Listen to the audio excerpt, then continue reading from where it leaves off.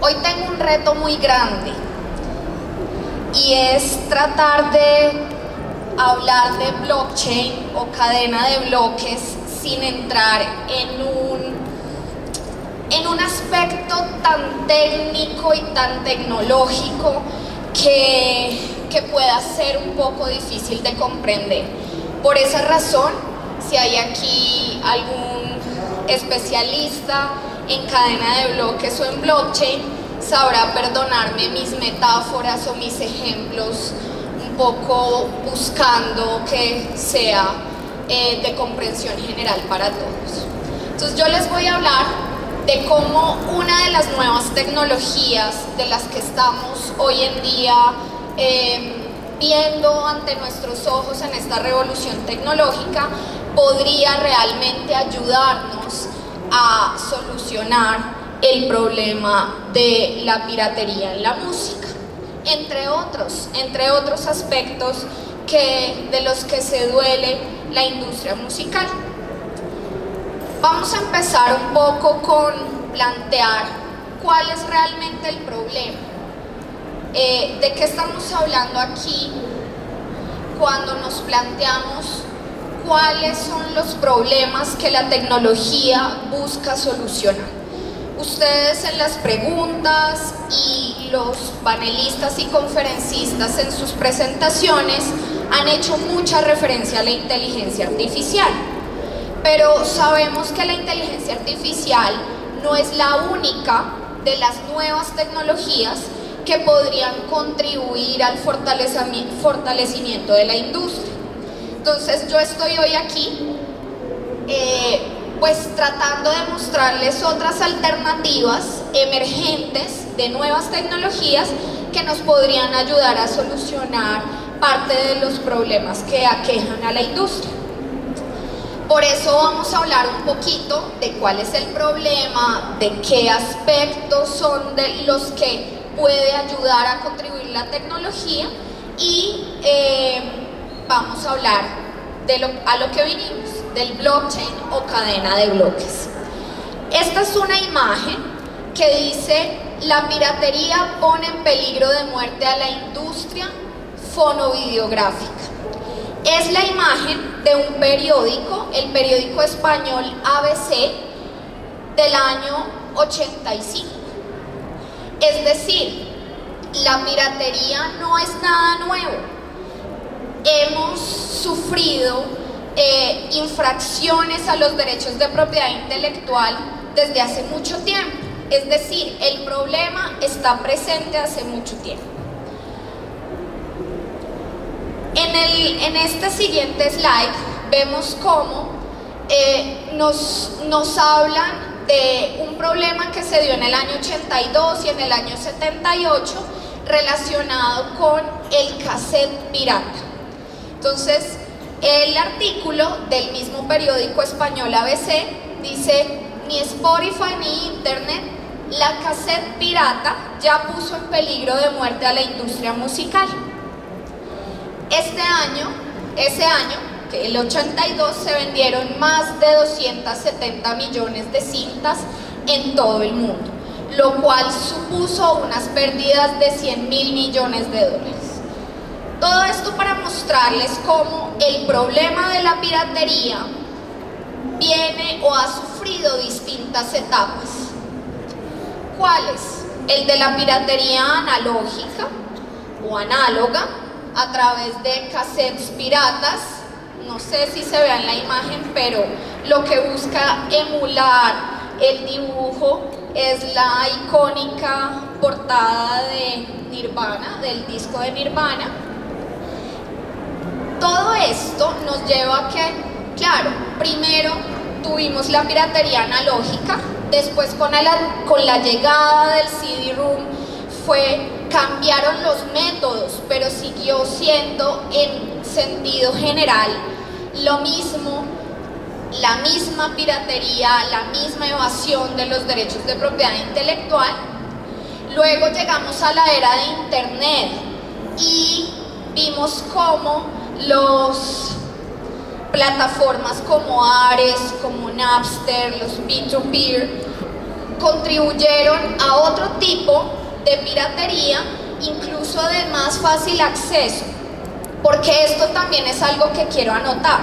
La tecnología contribuye también a la infracción, es decir, como la tecnología es un facilitador para muchas actividades humanas, así como aquí vamos a hablar de la tecnología como facilitador para la protección de los derechos de propiedad intelectual, pues también es cierto que la tecnología ha facilitado la infracción. Vemos entonces cómo hoy en día, que ya pasamos por la piratería analógica, la piratería a través de los CD-ROM, la piratería digital a través de plataformas como Napster y demás de peer-to-peer, y ahora estamos en el mundo del streaming, de la era digital, las descargas digitales, y nos encontramos con que la piratería sigue siendo un problema que aqueja a la industria, a los distintos intervinientes de la industria y por supuesto a los artistas. De hecho, esta es una noticia de febrero de 2025 en la cual dice que precisamente la piratería en la música está más presente que nunca, con herramientas que buscan descargar de YouTube o que buscan descargar ilegalmente de ciertas plataformas de streaming, a pesar de que cuentan con distintas medidas de seguridad para evitar esto. Precisamente logran evadir en algunos casos esas medidas. Entonces el problema es muy claro, creo que para todos es claro que la piratería sigue siendo un problema en la industria. Hoy estamos hablando de la industria musical, pero sabemos que en general en otras industrias del entretenimiento también resulta ser un problema que aqueja y que sigue preguntando o surgiendo preguntas de cómo abordarlo. Entonces, para aterrizar a la industria musical, hay varios estudios, distintos estudios que han abordado académicos, que han abordado autoridades, que organismos internacionales han adelantado, y les puedo mencionar algunos. La Copyright Office en Estados Unidos tiene un informe completo relacionado con la industria de la música y los derechos de autor. El BID tiene un informe también muy completo, del que vamos a hablar más adelante, sobre el impacto del blockchain en la industria musical, y así varios documentos académicos y de industria se han preguntado qué problemas aquejan a la industria musical, que lleva a varias cosas, que lleva a que haya problemas relacionados con la protección de los derechos de los artistas, pero también que facilite que los usuarios opten por infringir los derechos. Esta es una imagen del informe que les menciono del Banco Interamericano de Desarrollo. Simplemente lo que muestran es la cadena de comercialización de la música antes de la era digital. Lo que vemos aquí es que hay muchísimos actores involucrados en la comercialización de la música, y ese terreno ya lo allanó el conferencista anterior, que explicó de forma muy completa los distintos actores que se ven involucrados en la música. Esta imagen que nos habla de quienes crean el producto, identifica al compositor, al artista, al productor, a los ingenieros, también identifica el montón de intermediarios que hay en la industria de la música, en la cadena de comercialización que hay. Esta era la cadena antes de iTunes, es decir, antes del streaming. La siguiente diapositiva muestra cómo es la cadena de comercialización un poquito más compleja después del streaming. ¿Esto qué nos permite ver? que los creadores siguen estando en un ecosistema que, si vemos de forma muy plana, lo que muestra es que hay muchos actores involucrados, muchos sujetos involucrados. Y al haber muchos sujetos involucrados, asimismo hay muchos derechos, muchos intereses que proteger, muchos incentivos distintos, a veces disímiles, que lo que hacen es que haya ciertas fricciones. Entonces, hay dos grandes quejas de las que ha evidenciado este informe. Lo primero, pues, que la piratería no deja de existir, el problema sigue presente. Otro, llamado la caja negra de las regalías, y es que es el problema relativo a que la compensación de los artistas, de los compositores, no les llega. Para decirlo de forma muy sencilla, no reciben las regalías por un problema que se denomina caja negra. ¿Y a qué se refiere esta caja negra de las regalías? Que como hay muchas obras musicales o fonogramas en los que no están identificados los titulares o no se logran localizar, hay regalías que no se pueden pagar o que no se pueden ubicar a los titulares para pagar. Entonces hay un problema de regalías no recibidas o no recaudadas. ¿Esto a qué lleva? Esto lleva a que los artistas o ciertos artistas tengan una percepción de que hay muchos obstáculos para vivir de su música, de que cada vez hay compensaciones más pequeñas, que las plataformas de streaming lo que hacen es que cada vez reciban más dinero. Frente a los usuarios es muy bueno porque se democratiza, se masifica la divulgación de las obras y ya no se requieren que estén compiladas en discos, sino que podemos acceder a sencillos, a canciones individuales. Pero desde el punto de vista de los artistas, muchos tienen la percepción de que no les llegan las regalías por el número de intermediarios, porque han bajado los precios para usar sus obras, o por este fenómeno que les menciono de caja negra de regalías. Entonces, ¿qué pasa?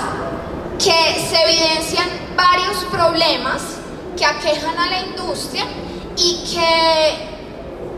que se preguntan qué podemos hacer desde el punto de vista de las herramientas tecnológicas para solucionarlos. Y aquí entra el blockchain. El blockchain o la cadena de bloques lo que busca es resolver un problema de falta de confianza. Falta de confianza en las relaciones comerciales, jurídicas y en las transacciones u operaciones en general.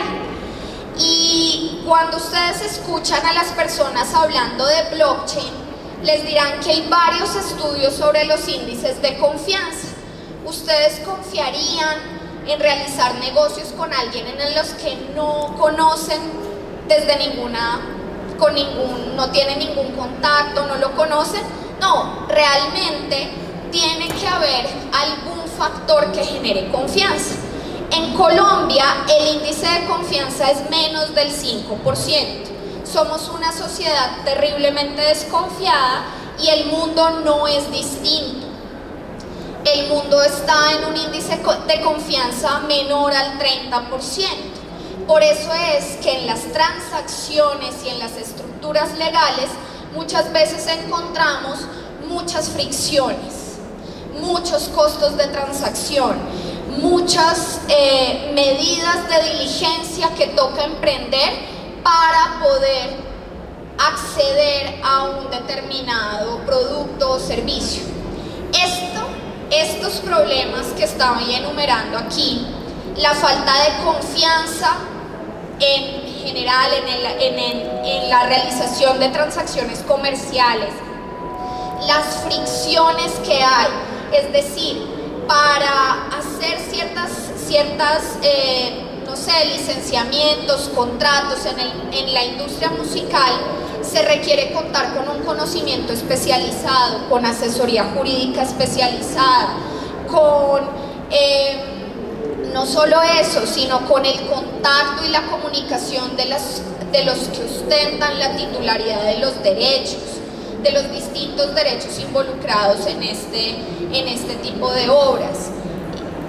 Y un montón de consideraciones que hace que los artistas muchas veces sientan que necesitan un apalancamiento muy grande o una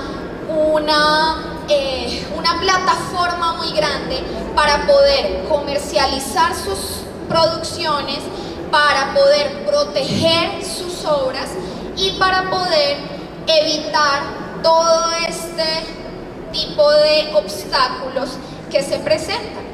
Entonces, también dentro de las percepciones que aquejan a los artistas y otros sujetos involucrados en la industria musical está que hay mucha opacidad, falta de transparencia, dificultades de comunicación, de acceso, hay mucha asimetría del conocimiento y de la información.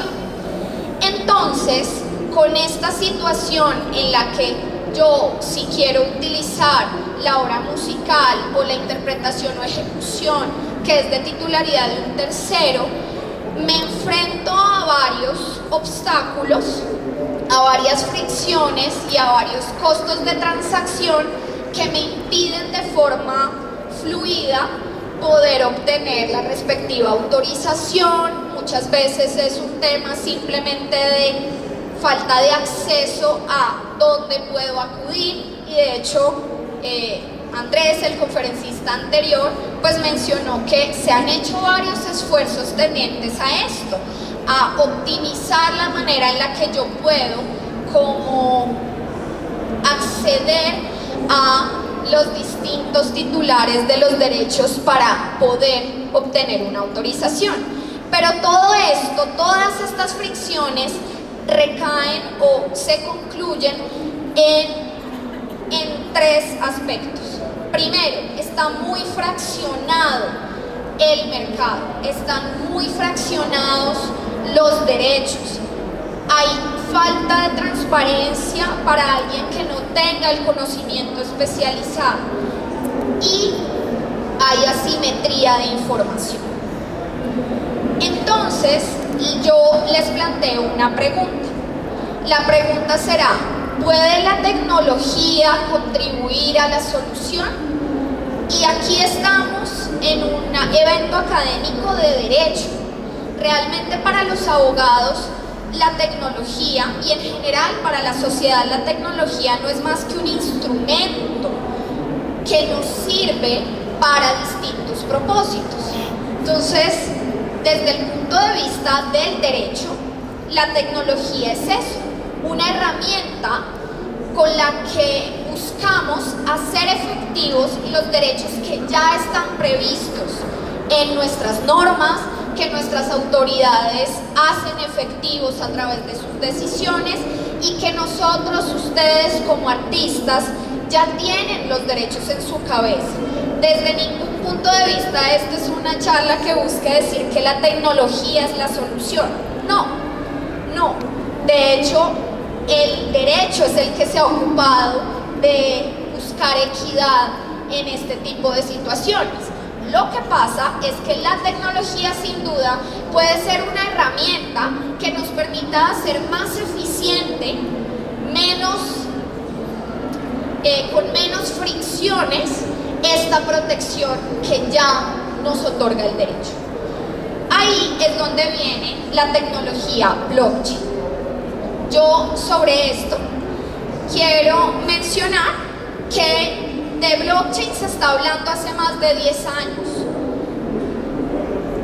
porque realmente no es una tecnología tecnología tan nueva como no lo es la inteligencia artificial, pero lo que pasa es que hoy en día hay unos habilitadores que nos permiten considerar que sí es muy interesante, porque ahorita tenemos masivos datos, muchísima sofisticación en la computación, muchísima algoritmos muy sofisticados también. Entonces ya hay capacidad computacional de hardware y software y de datos para que nos sirva para el propósito. Aquí hay varias imágenes de cómo en noticias recientes nos están planteando cómo el blockchain está siendo utilizado por distintas empresas para promover la protección de las obras musicales, pero ojo, también está siendo usada por artistas pequeños, artistas emergentes, para monetizar directamente sus obras, sus creaciones. ¿Qué es entonces el blockchain? De forma muy general, el blockchain es, también en español, es cadena de bloques y es una base de datos replicada. Nosotros estamos acostumbrados, la sociedad está acostumbrada a la centralización. Hay una autoridad central, hay una base de datos que administra una persona. Bueno, pues el blockchain es lo opuesto. El blockchain es una base de datos descentralizada y replicada. Les traje dos definiciones. Por eso les decía que es un reto, porque son muy técnicas. Voy con la más sencilla. Es una base de datos replicada a través de distintos nodos, distintos computadores, que se actualiza a través de algoritmos de consenso. Eso puede que no les diga mucho. Realmente la cadena de bloques es un conjunto de tecnologías. Un conjunto de tecnologías que utiliza bases de datos, que utiliza criptografía y que lo que busca es que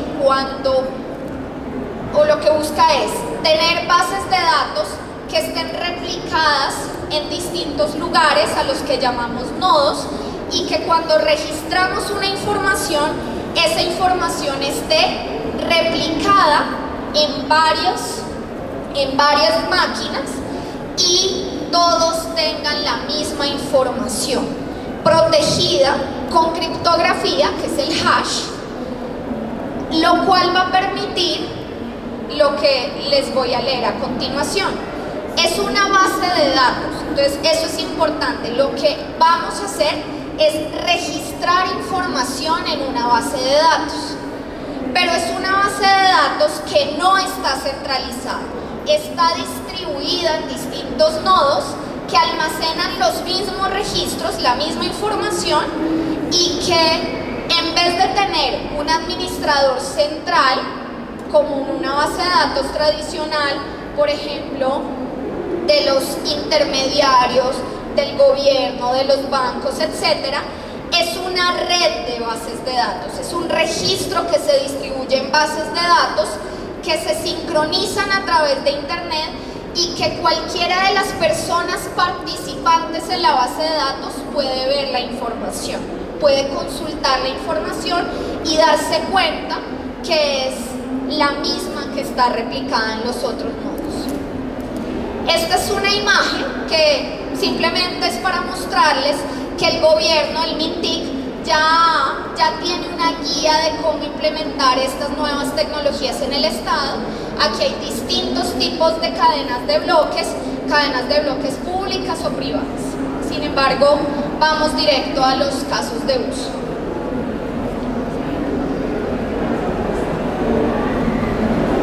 Bueno, ¿para qué podemos utilizar esta tecnología que parece tan compleja?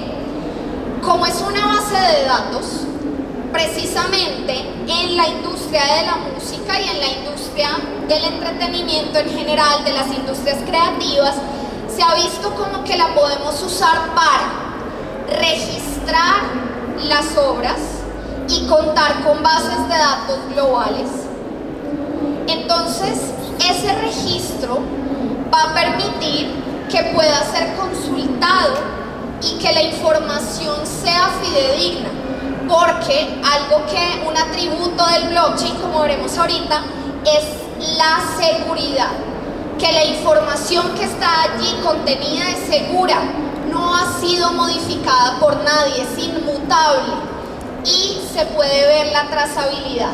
¿Eso qué permite? El segundo caso de uso, que sean bases de datos que con tecnología blockchain nos permita ver la trazabilidad de una obra o la trazabilidad de los titulares de la obra, que permita contener esta información de una forma segura, práctica para todos. El tercer caso de uso apunta a la piratería, y es que las obras sean registradas y se les ponga piensen ustedes, una etiqueta, un tag, y que esa etiqueta va a perseguir a la obra, va a estar con la obra. ¿Qué permite eso? Que se pueda rastrear todos los usos que se hacen con la obra, que se puedan rastrear las descargas legales y también las descargas ilegales, y además que estén integradas con plataformas que permitan de forma automática pagarle las regalías a los titulares de los derechos. Entonces, aunque es una tecnología, un conjunto de tecnologías un poquito difícil de explicar, un poquito técnica, realmente tenemos que ver cuál es la potencialidad de los usos. Y les voy a poner un ejemplo. Si un artista crea una obra y le pone esa etiqueta que yo les digo, ese tag que está protegido con criptografía y con todo lo que les explicaba de la tecnología blockchain, esa etiqueta lo que va a permitir es que el artista o los demás titulares de los derechos de autor y conexos que ya vimos en la conferencia anterior, pueda integrar esto a contratos inteligentes o a plataformas en las cuales le paguen automáticamente las regalías, sin intermediarios. Este es uno de las apuestas más grandes que trae esta tecnología para los titulares de derechos de propiedad intelectual. Fíjense de lo que hablamos antes. Ser compensado económicamente o negociar con los usuarios las licencias está lleno de fricciones, de conocimiento especializado y de asimetría para ciertos titulares. Esta tecnología ofrece, cuando ustedes vean esta tecnología ofrece eliminar los intermediarios. Yo creo que esa no es la visión aquí, pero sí es tener un trato más directo, no es eliminarlos por completo, aunque esa es su filosofía, pero sí puede ser por lo menos. Entonces, si ven aquí, esto también puede permitir que se monetice directamente la obra, es decir, que los artistas puedan recibir compensación económica frente a ciertos usos que se realicen directamente por los usuarios. Y ahorita hay varias plataformas que permiten acceder directamente a licencias a la medida de obras musicales, de ejecuciones, de reproducciones, sin interpretaciones, sin que haya un contrato complejo, sino más bien contratos sencillos en los cuales se pueda con cada uso implementar la correspondiente regalía automatizada. Es decir, lo que promete esta tecnología es que haya más interacción entre el artista, el titular de los derechos, y el usuario final, y que de esa forma se automatice el cobro o la compensación económica, el cobro de las regalías. Esto tiene unos obstáculos, Lo que les estoy hablando es las promesas de valor, pero hay varios obstáculos para esto. Aquí vemos en la imagen 9 posibles casos de uso. Optimizar el sistema de regalías, optimizar también la distribución de participación de los derechos de propiedad intelectual en estas obras, atacar la piratería con el ejemplo que ya les dije del tag de autenticidad, también monetizar directamente y tener tráfico o comercialización justa de este tipo de obras. ¿Cómo ocurriría esta automatización o cómo es la promesa de valor de la automatización de las regalías? A través de algo que seguramente ustedes han escuchado, que son los contratos inteligentes o smart contracts, que el profesor Ernesto Rengifo, experto en derecho de contratos, dice: ni son contratos ni son inteligentes, pero son una forma, una herramienta que está basada en esta tecnología de blockchain para automatizar algunas consecuencias. Yo lo que hago es que predefino unas circunstancias, se establecen unas condiciones, por ejemplo, que cada vez que vaya a haber una descarga, un uso, se causen unas determinadas regalías y de forma automática, cuando se den las condiciones preestablecidas, se va a realizar el resultado también predefinido. Si yo uso, se causan las regalías y se le pagan directamente al artista. Ese es un ejemplo práctico de cómo funcionan los contratos inteligentes.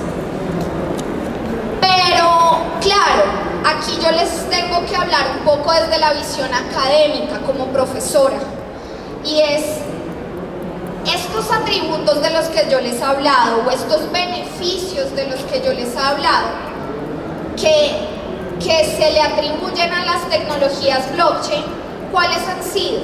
Descentralización, eso que implica reducir intermediarios que representan algunas de las fricciones y costos de transacción que les he hablado. Promover confianza. ¿Por qué se promueve confianza con estas tecnologías? Porque, por ejemplo, con estos contratos autoejecutables o estos instrumentos que se ejecutan automáticamente, lo que busca es que no haya incumplimiento cuando se den las definiciones o las condiciones predeterminadas. De esto hay mucho más tela que cortar, pero pues es una de las promesas de valor. La inmutabilidad es que cuando yo hago el registro de la información en la base de datos, no se puede modificar porque está protegido con el sistema de seguridad de la criptografía hash. Transparencia. Transparencia en oposición a la opacidad. ¿Por qué? Porque cualquiera de los participantes puede ver los registros, los participantes de la cadena de bloques. Seguridad, por la seguridad que ofrece la criptografía. Trazabilidad, que ya hablamos, que podría representar una base de datos en la que me deje ver la cadena de titulares, que ese es un gran problema que tenemos en cuanto a la asimetría de conocimiento, para poder acceder a quienes son reales titulares de los derechos y pedir las autorizaciones respectivas para poder usar una obra. Y esto conlleva eficiencia y automatización. Pero así como las tecnologías ofrecen beneficios, pues también tengo que decir que estas tecnologías blockchain son tecnologías emergentes y disruptivas. ¿Qué significa eso? Un economista que se llama Clyde Christensen diferencia las innovaciones en dos. Dice: hay innovaciones sostenibles e innovaciones disruptivas. Las innovaciones sostenibles son todas estas tecnologías que mejoran el statu quo, es decir, mejoran la forma como estamos haciendo las cosas, las optimizan, las facilitan, las vuelven más eficientes. Pero las innovaciones disruptivas, como su nombre lo indica, vienen aquí a cambiar las cosas como las veníamos haciendo, a romper los paradigmas, a cambiar los paradigmas. Ese tipo de tecnologías, como son también la inteligencia artificial, internet, que son multipropósito, nos sirven para muchas cosas distintas, porque el caso de uso más conocido por ustedes del blockchain es el de las criptomonedas, ¿cierto? El del Bitcoin. Y yo les estoy hablando de blockchain para estos efectos. Estas tecnologías disruptivas suelen ser muy ineficientes al principio, suelen estar en un momento de inmadurez tecnológica muy al principio, porque requieren de un cambio de paradigma desde todo punto de vista. Y blockchain es eso. Blockchain es un conjunto de tecnologías disruptivas que vienen a cambiar las cosas como las veníamos haciendo antes, pero por eso mismo el cambio de paradigmas a nivel tecnológico, cultural, jurídico hace que también en sus inicios se desempeñe muy pobremente, que todavía no despegue, como decimos en Colombia, todavía esa tecnología no despega. Y ahí es donde vienen las limitaciones que tienen estas tecnologías en este momento. Requieren muchísima capacidad computacional, muchísima. Para minar un Bitcoin se requiere mucha capacidad computacional. Y no solo eso, se requieren muchos recursos naturales. Seguramente ustedes ya han escuchado que estas nuevas tecnologías requieren de mucha agua, de mucha electricidad, de que se están secando pueblos aledaños a los data centers, porque sí, por su funcionamiento actual, que eso se resolverá, seguramente mirarán otras formas de refrigerar los data centers, pero por el momento son muy consumidoras de recursos naturales. Son costosas, entonces las promesas de valor pues siguen estando fuera del alcance del usuario final en algunos casos, aunque ya hay plataformas que llegan a los usuarios finales, pero de todas maneras el costo, la escalabilidad y la inmadurez tecnológica de las que les hablaba es algo que hay que considerar en estas nuevas tecnologías. Imagínense todos los desastres que pasan cuando hay un hackeo en una base de datos centralizada. Imagínense cómo serían en bases de datos replicadas y descentralizadas en distintos nodos.